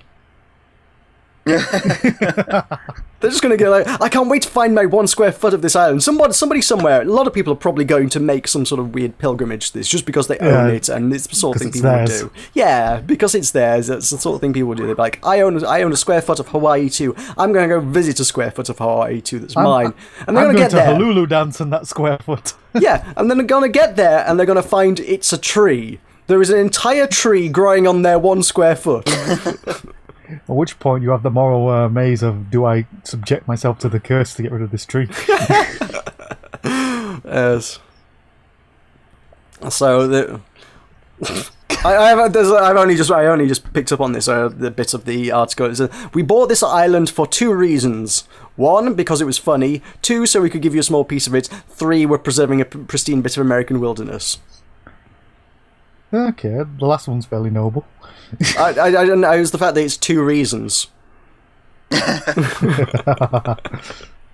Yeah. So. Okay. It's difficult to talk about just 'cause it's so stupid. At first, I thought this was tied to their promo they did for what was it, for Black Friday. Oh yeah. Because their Black Friday they literally sold bullshit, I believe. Oh, I remember that, yeah. Yeah, here's a box of bullshit, and people thought they were buying Cards Against Humanity cards, or there'd be some secrets or something to find. Because they've done promos like that in the past where you buy a box and there's actually hidden stuff in it. PAX East this year, I didn't actually get one of the goodie bags because I was kind of working and therefore didn't go through the queue and get a goodie bag. So I know they had the Pone Meal, which was oatmeal for gamers, and it was a bag that had I did have oatmeal in it, but in the oatmeal there were like some bonus Cards Against Humanity cards, which were covered in oatmeal. Which were now covered in oatmeal. Yes, I think it was dry oatmeal. I think you had to prepare it. I don't think you just pulled it out soggy and covered in oats and sticky and gross. Cold oatmeal covered cards. No, I think it was dry. I think the cards probably came out reasonably intact. So yeah, they've done that kind of thing before, and then this year for Black Friday they're like, here's a box of bullshit on our website, and people are like, ha lol, Cards Against Humanity. look at this silly promo they're doing. They're selling a box of bullshit. It's probably got cards and stuff in it. Let's buy that. I'll buy an expansion for Cards Against Humanity. And that people literally opened the boxes, and they had gone into a field populated by bulls and picked up the shit off the floor. I think it was mostly dried, so pretty reasonable to pick up, and they put a nugget of it in a box and shipped those to people who bought it. They shipped literal bullshit. Oh, people were warned. Oh, yeah, you can't say they didn't get what they bought. Or they knew what they were paying for. I don't think they were even. I don't think they actually said anything different on their website. They were like, "Look, we'll literally take some bullshit. We'll put it in a box and we will ship it to you. That is what you're paying for here." But because it's Cards Against Humanity, people are like, "Yeah, right. There'll be something cool in there. Let's buy it anyway." And people did because they've got a track record of doing that kind of thing. So people were like, "Yeah, let's buy that anyway." And then, no, they were being pretty honest about it this time. It was literal bullshit. I don't really know how to respond to that. So I thought this was tied to that, but I guess it's their 10 days or whatever of Kwanzaa. So, hey, Private Island. Congratulations, people who got that. Enjoy your tree. Enjoy your most likely tree. There is a picture here, and the diagram is not terribly clear in the article because you can't blow up this picture and make it look larger. They've got a thing that says Hawaii 2 facts and stuff. In the middle of that island, it does look like there's a volcano. I can't imagine that a 6-acre island in the middle of a lake in Maine probably has a volcano on it, but this picture does look volcano-y. It will be awesome if it does have a volcano in it. I think it may be artistic license on the part of whoever drew this map. What, they've just added a volcano for the hell of it. I think so. Yes. Imagine if you owned a square foot of land which had the volcano on it. That would be pretty cool. To be fair, I wouldn't object to that. It's like, hey, look, I got some lava. Anyone want some lava? Let's play with some lava. Thanks to the webcomic XKCD, I did spend a considerable amount of time a few days ago just watching videos of lava on YouTube. It's some really cool stuff. There is an astonishing amount of footage out there of people just putting stuff in the path of lava flows and watching what happens. I've seen people put Coke cans in front of lava. Yeah, that kind of thing, yeah.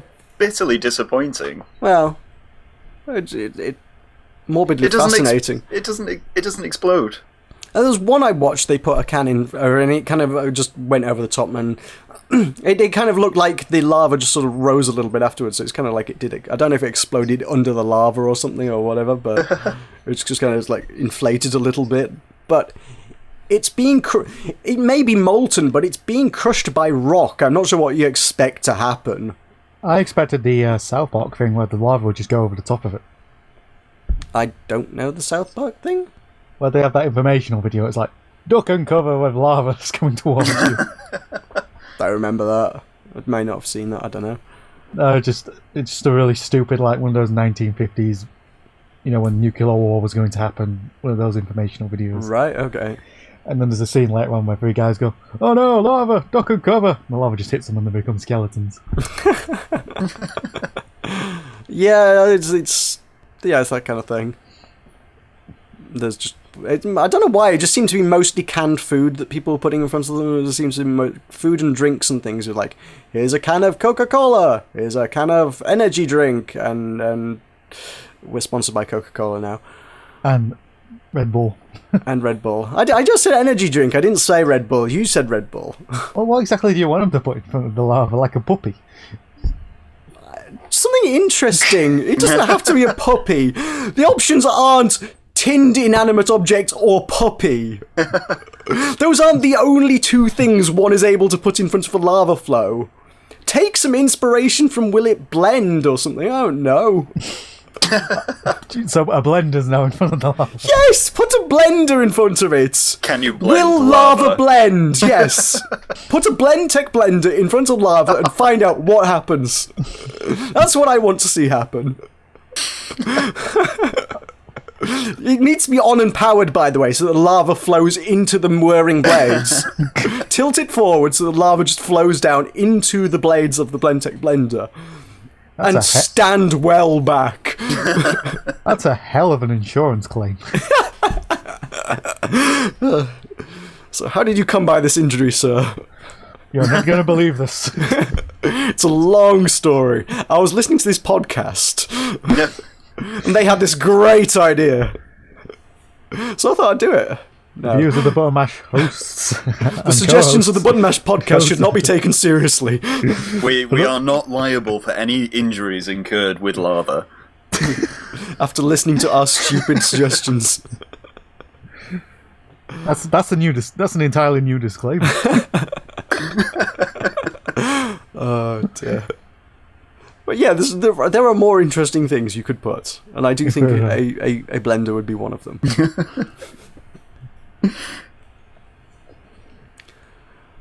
So yes, yay, lava. We stretch that out as far as it's going to go. Yeah, I think we've belabored that point enough. That's Hawaii 2. Congratulations, Hawaii 2 owners. All 250,000 of them. There's bugger all else happening because Christmas. Let's do some gaming releases. And now new gaming releases. All 4 of them. We're going to stretch this out. Yeah. We've got Dark Gates 1.0. Which has a nice cover art of a gargoyle, I think. Looks gargoyle-esque, yes. This is lead your party to unknown labyrinth and fight your way trough in order to destroy Dark Gates and unnamed master of the labyrinth. I feel like this could. It feels like they're missing a few things. If the master of the labyrinth is not David Bowie, they've missed a trick. Well, it's apparently unnamed. They've missed a trick. Maybe they're leaving that in as a surprise. Maybe they didn't want to spoil it in the game's strapline. They wanted to we can't surprise people. We need to surprise people by putting David Bowie in it. We can't tell them that now. It's a mystery person. They will be unnamed, and then when you get to the final boss, it's ha, I am David Bowie. Prepare to die. What a great film that was. I don't think I've seen it, so I've no idea quite how on the mark I am. It's just David Bowie being very creepy. Okay, fair enough. Well, there you go. This looks very, very low res and it's low fidelity. It seems to be lots of pictures of things on scrolls by lots of things. I'm not sure where the gameplay goes. Things on scrolls. Dark Gates. There you go. We have Whoa Dave! We talked about this one before. It's a weird arcadey, trippy thing. Looks vaguely inspired by Mario style stuff. Yeah. I saw people playing it at PAX and never actually played it myself. It looked pretty hardcore though. So that's out on your Vitas if you have a Vita. If you don't have a Vita, it's already been out on PC for a while. But pick it up. Duke Nukem 3D? Isn't that one already out? Call me just crazy, out I feel on like the- it's already out. This is just out on the PS3 network, I think. Yes, you got PlayStation Vita by the looks of things, I think. Yeah, this is a Vita release of the 1996 classic Duke Nukem 3D. Which But is this is the Megaton edition. Megaton Edition, is it? I What does the don't know Megaton what. Edition add? I have absolutely no idea. Oh, good. So, yeah. It's probably better than Duke Nukem Forever. We're hoping. Well, it can't be much worse. Yeah, fair point. Funk of Titans for the X-Bone is a platformer starring a funky Perseus as he sets out to defeat music titans. I have no idea what to expect from that, and I don't think there's any information on it whatsoever beyond the cover art. Sounds amusing though. Yeah, I do there's want to potential. know. I do want to know what a funky Perseus looks like though. I'm intrigued by that. I'm going to Google this actually. Funk of Titans, right? Funk. That sounds like one of the next gen Pokemon. Possibly. Oh no, I don't want videos, I want images. Show me some images. Perseus has an afro. Wow. That's a start. A handlebar mustache. And he appears to be riding a rocket-powered hobby horse. Oh wow. That's pretty funky. I like this guy. He's got some style. Well, that's an interesting thing then that exists. I don't know what the fuck that is. That's intriguing. Yeah, do some research because I haven't got a clue what that is. Anyway, yeah, that's literally all we've got outside of Steam, so let us move on to Steam. Well, we are up to 7. We are up. Yes, we have 7 Steam games to talk about. We're doing well. It's Christmas. Nobody's doing nothing. I was waiting for some manner of jingle because you said you were going to do a new Steam thing, but okay, we have no jingle. Did I thought we were expecting a new Steam jingle at some point. Are we not? Okay, never mind. Fair enough. I'm just moving what on the to hell's he Steam. talking about? Okay, well, going in regardless. The Depths of Tolagal. I don't know what that is. It's a roguelike dungeon crawler with an emphasis on tactical combat. I've never heard of that type of game before. It sounds, yeah, like a lot of other things that exist these days. Flavor of the month, right? All those roguelikes. Yeah. Indeedy. So, yeah, it looks like many other roguelikes that exist at the minute. We have, is this on my list? No, that's early access. I got Castle. Castle? Castle is a thing that exists. Castle is a thing that exists and looks really, really, really like a mobile port. This just screams mobile port, which doesn't necessarily have to be a bad thing, but it probably is. It's a game about building a castle and then protecting your castle from things that fall out of the sky, I guess. And like fireballs will fall, and then I think you have to throw water balloons at it to put it out. I'm pretty sure this started on a tablet or mobile phone of some sort. I'd be astonished if it didn't. We have Warhammer Quest, which is the original Warhammer, not the Warhammer 40k. It's still, obviously, your Games Workshop stuff. Is it me, or do they seem to be dishing out that license to anybody and everybody at the minute? They are shelling out a lot of games at the moment. Yeah. This is based on the classic tabletop game. Warhammer is a mix of role-playing and strategy. I guess it's kind of got it's got a top-down view, it's got lots and lots of units, so I guess it probably plays a lot like the tabletop thing, but it looks like more of a sort of squad-based mission kind of format, rather than two massive armies going at each other. It's kind of, here's a building that you need to get through and kill all the enemies in and keep your guys alive. It's more taking an existing format and applying it to something else, which is kind of interesting. Do many people still play the original Warhammer? It seems like Warhammer 40k kind of superseded it to a great extent. Still really big. Is it? Okay. Yeah. This shows how great we are as a Button Mash podcast. Is Warhammer still a thing? I know Warhammer 40k is still a thing. I didn't know if Warhammer Original is still a thing, because most, like I say, most of the IPs that use Games Workshop stuff it's all 40k based stuff, and there's loads of that. That's everywhere. So I'm aware that that's a thing. I just don't recall having heard anybody talk about or play or do anything with the Warhammer original Warhammer brand or franchise or IP or what have you in a long time. I think it's more expensive to play the fantasy version, and it's already pretty expensive. So, okay, fair enough. I think because in Warhammer, your models cost points, and I think models per unit in Fantasy Warhammer a low cost for lots of models, so you have to buy lots of models. Right. Oh, fair enough. If it's not popular, it's probably for that reason. Okay. They may well be popular. I'm not up on my wargaming stuff, so. Well, they're still carting out thousands of new models every year, so. Yeah, fair enough. Boyd is a thing. Boyd is a thing I have a review copy of and haven't actually managed to take a look at yet, so I don't know. It's by Tiny Build Games, so I shall take a look at that soon. I only just clocked that's early access as well, so actually probably that shouldn't be on my list. It should not. We're down to 6. We are down to 6.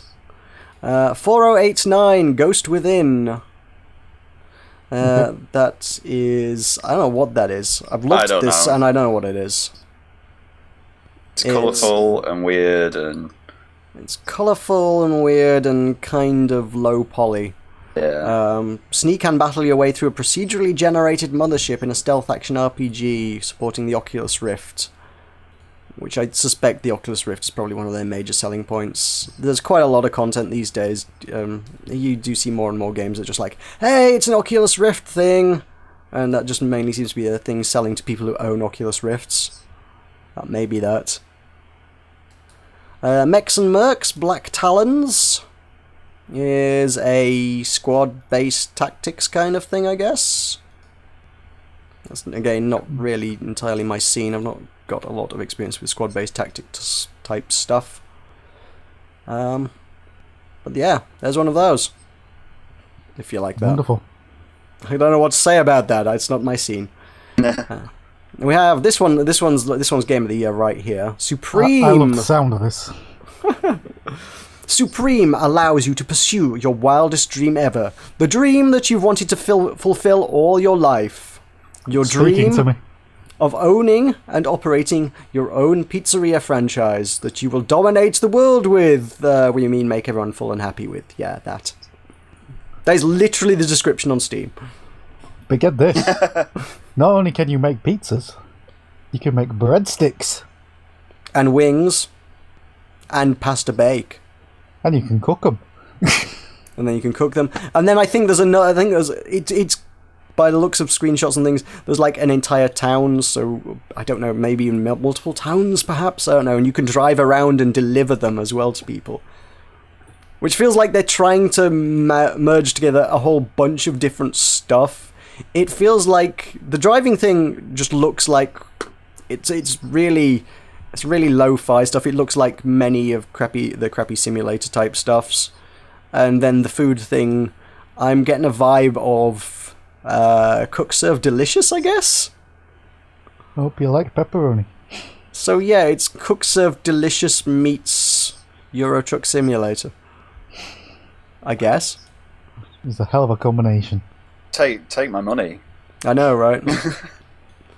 And then there's where is it? There's a fantastic screenshot on Steam which is Monopoly alert. The tolerance of the government has faded completely. They have levied their largest fine against us.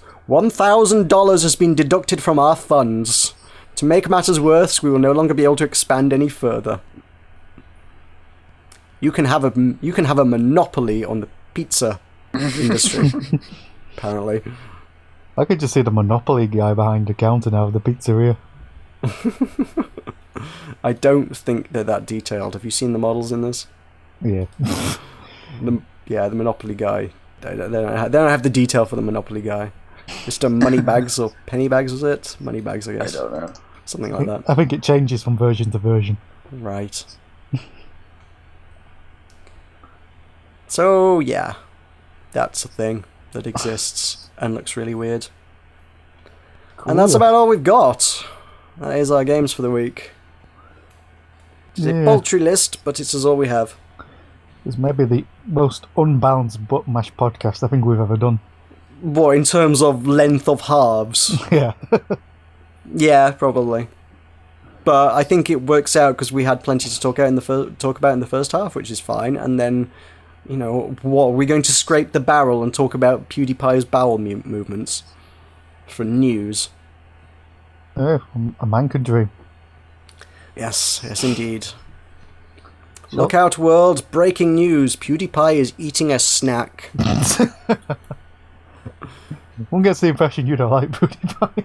No, I just don't like that. That's by the by. I don't particularly care for the man, but it's more the attitude towards the sort of gaming news who think that him turning off his comments is particularly newsworthy. Oh. That kind of news article is kind of what I'm railing against, more so than PewDiePie himself. Yeah, fair enough. Your clickbait, as it were. Shall I do the outro then? Yeah, take us out. Thank you very much for listening to the Button Mash podcast. We appreciate it a lot. If you would like to find out more about Button Mash, you can find us on Facebook at Facebook.com/buttonmash. Follow us on Twitter at Twitter.com/button_mash_UK. You can find our presence in Steam at bit.ly/bmsteam. check out our website at button-mash.net. You can follow John's YouTube channel at youtube.com/buttonmashempire. And if you really feel like paying him to watch his YouTube videos, you can follow his Patreon series at patreon.com/buttonmash. Have I got Oh, everything so there? begrudging. I got everything there, yeah. Probably. There's nothing new that we've added in the new year to be exciting. Nothing that I can think of. I mean, unless you want to have everybody's individual Twitter accounts or anything. No, I think that's a bit too excessive at this point. Fair enough. Okay. But if you wanted to follow John at Twitter, you can do it. Twitter.com/Meroka_BM, and I'm probably about to try and get into negotiations with the dude who owns Meroka because I don't want him to have it anymore. We'll keep you up to date on that. This potential Twitter war that may be about to begin. He hasn't used it in 5 years. I want it. On behalf of everyone at Buttermash, thank you very much for listening to our podcast. We really do appreciate it. So on behalf of myself, on behalf of John, Thank you. and on behalf of Will, Thank you. this has been the Buttermash podcast. I'm Michael. We'll see you next week. Goodbye. Bye. Bye.